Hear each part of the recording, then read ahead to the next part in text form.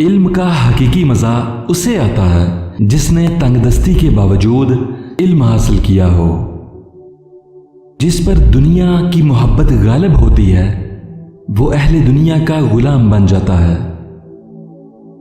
انسان کی تعلیم و تربیت جانوروں کو سدھارنے سے زیادہ مشکل ہے۔ جس طرح بصارت کی ایک حد ہوتی ہے اسی طرح عقل کی بھی ایک حد ہوتی ہے جہاں وہ ٹھہر جاتی ہے۔ سب سے زیادہ جاہل وہ ہے جو گناہ سے باخبر ہوتے ہوئے بھی گناہ کرتا ہے۔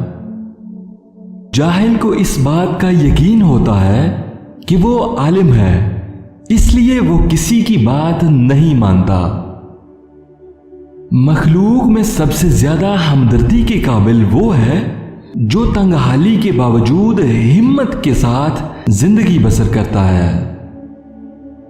سخاوت ایک ایسی خوبصورت چیز ہے جو دنیا اور آخرت کو ڈھانپ لیتی ہے۔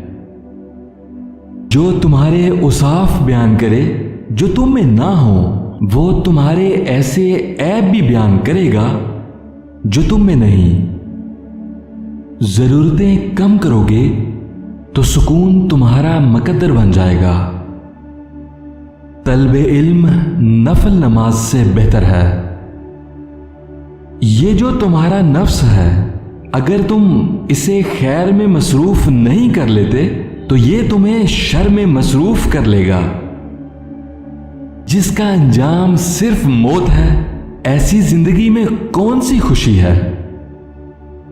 اللہ کی راہ میں مستحق کو بھی دو اور اس کو بھی دے جو مستحق نہیں۔ اللہ تجھے وہ دے گا جس کا تو مستحق ہے اور وہ بھی دے گا جس کا تو مستحق نہیں۔ مومن تب تک نیند میں نہیں جاتا جب تک وہ اپنی وصیت اپنے سرہانے نہ رکھ لے۔